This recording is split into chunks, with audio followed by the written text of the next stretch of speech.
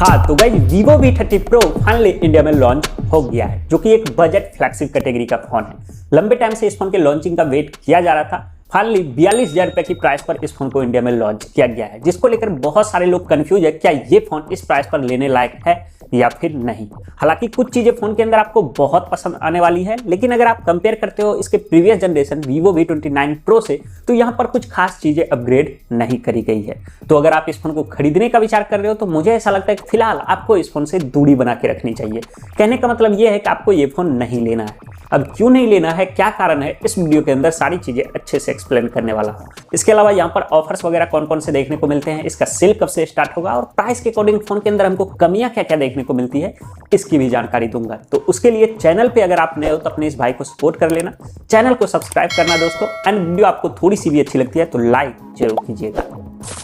Alright दोस्तों, तो चलिए सबसे पहले मैं आपको इस फोन के कंप्लीट स्पेसिफिकेशंस बता देता हूं। तो गाइस यहाँ पर 6.78 इंच का एक 1.5 के रेजोल्यूशन वाला एमोलेड डिस्प्ले दिया गया है, जो कि सेंटर पंच होल कटआउट के साथ आता है, जहां पर आप क्लियरली देख सकते हो दोनों साइड वाले बेजल्स काफी पतले नजर आ रहे हैं और चिन को भी बहुत थिन रखा गया है। स्मूथनेस के लिए यहाँ पर 120 हर्ट्ज का फास्ट रिफ्रेश रेट भी देखने को मिलता है दोस्तों, और 2800 निट्स का यहाँ पर पिक ब्राइटनेस भी दिया गया है। सामने की तरफ यहाँ पे सेंटर पंच होल डिस्प्ले देखने को मिलेगा, जिसके अंदर 50 मेगापिक्सल का सेल्फी कैमरा लगा है, जिससे आप मैक्सिमम 30 और 60 एफपीएस पे 4K वीडियो रिकॉर्डिंग निकाल पाओगे। बाकी पीछे की तरफ यहाँ पे 50 मेगापिक्सल के ट्रिपल कैमरा सेटअप दिए गए हैं, और ये जाइग ऑप्टिक लेंस के साथ आता है। मेन कैमरा दोस्तों यहाँ पर 50 मेगापिक्सल का देखने को मिलता है, जहां पर आपको ऑप्टिकल इमेज स्टेबलाइजेशन का भी सपोर्ट देखने को मिल जाएगा, जिससे आप मैक्सिमम 30 और 60 एफपीएस पे 4K वीडियो रिकॉर्डिंग काफी आराम से निकाल पाओगे। बाकी दूसरा और तीसरा जो सेंसर है वो भी यहाँ पे 50-50 मेगापिक्सल के ही देखने को मिलते हैं, जो कि एक ultra wide and telephoto lens है। 5000 मिलीएम्पेयर की इस फोन के अंदर बैटरी दी गई है दोस्तों, जिसको चार्ज करने के लिए यहाँ पर आपको 80 वोट की फास्ट चार्जिंग का सपोर्ट देखने को मिल जाएगा।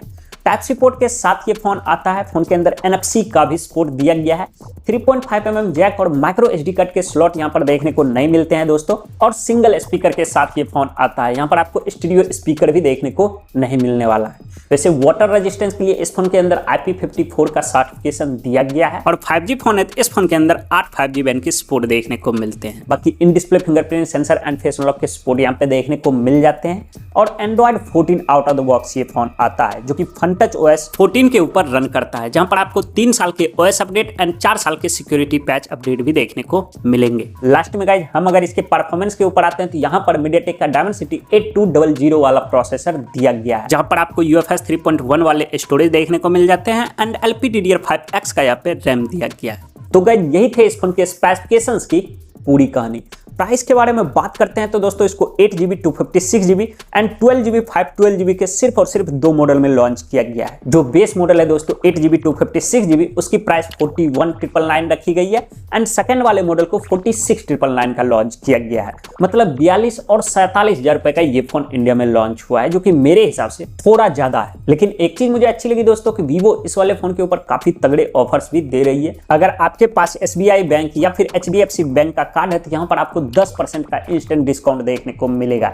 इसके अलावा अगर आप एक्सचेंज करके इस वाले फोन को परचेस करते हो तो 4,000 रुपए का यहाँ पर आपको एक्स्ट्रा डिस्काउंट देखने को मिल जाएगा, और ये दोनों डिस्काउंट मिलने के बाद आपको इस फोन का बेस वाला मॉडल 34,000 रुपए के अंदर में ही मिल जाएगा। और इस प्राइस के हिसाब से देखा जाए तो मेरे हिसाब से डील अच्छी है। तो अगर आप सारे ऑफर्स वगैरह लगा के इस फोन को परचेस करने की सोच रहे हो तो डेफिनेटली ये फोन आपके लिए बहुत अच्छा ऑप्शन हो सकता है। वैसे इसकी प्री बुकिंग स्टार्ट है, आप चाहो तो अभी इस फोन को जाके प्री बुक कर सकते हो, या फिर 13 अप्रैल को दोस्तों इसका पहला सेल स्टार्ट होगा, आप चाहो तो उस टाइम जाके इस फोन को ऑर्डर कर लेना। बाकी विदाउट ऑफर आप इस फोन से दूरी बना के रखिए, क्योंकि प्राइस के अकॉर्डिंग यहाँ पर 3 जगहों पर कॉस्ट कटिंग करी गई है, और अब चलिए मैं वो आपको बता देता हूँ। तो गाइस पहली कमी जो मुझे इस वाले स्मार्टफोन के अंदर नजर आ रही है, स्पेशली प्राइस के अकॉर्डिंग नजर आ रही है, वो है इसके परफॉर्मेंस में, क्योंकि यहाँ पर MediaTek का Dimensity 8200 वाला प्रोसेसर दिया गया है। मेरा कहने का मतलब ये बिल्कुल भी नहीं है दोस्तों कि ये प्रोसेसर अच्छा नहीं है, काफी अच्छा प्रोसेसर है, वेल ऑप्टिमाइज्ड है और बहुत पावरफुल भी। लेकिन दिक्कत ये है कि पिछले 3 जनरेशन से दोस्तों Vivo इस वाले मॉडल के ऊपर सेम यही प्रोसेसर दे रही है, जो कि मेरे हिसाब से बिल्कुल भी अच्छी चीज नहीं है।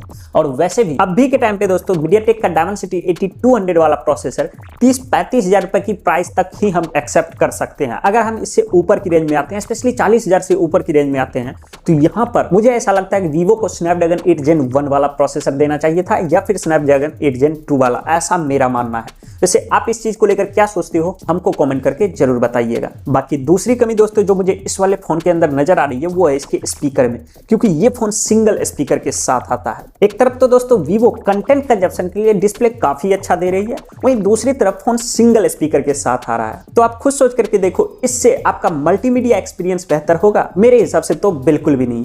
और वैसे भी जहां 10 से 15,000 रुपए की प्राइस पर काफी सारे फोन के अंदर हमको स्टूडियो स्पीकर देखने को मिल रहे हैं, वहीं वीवो इस वाले फोन को 42,000 रुपए की प्राइस पर लॉन्च किया है, वो भी सिंगल स्पीकर के साथ। तो आप खुद सोच करके देखो, क्या ये चीज एक्सेप्ट करने लायक है? मेरे हिसाब से तो बिल्कुल भी नहीं। यहाँ पर वीवो को स्टूडियो स्पीकर देना चाहिए था। एंड लास्ट में दोस्तों जो मुझे इस वाले स्मार्टफोन के अंदर कमी नजर आ रही है वो है इसके IP रेटिंग को लेकर, क्योंकि यहाँ पर IP54 का ही सर्टिफिकेशन दिया गया है, जबकि मोटोरोला और पोको जैसे ब्रांड ऑलमोस्ट सारे फोन के अंदर ये चीज प्रोवाइड करती है, वो भी 10 से 15,000 रुपए की रेंज में। और वीवो यही चीज 42-47,000 रुपए वाले फोन के अंदर दे रही है, जो कि मेरे हिसाब से बिल्कुल भी एक्सेप्ट करने लायक नहीं है।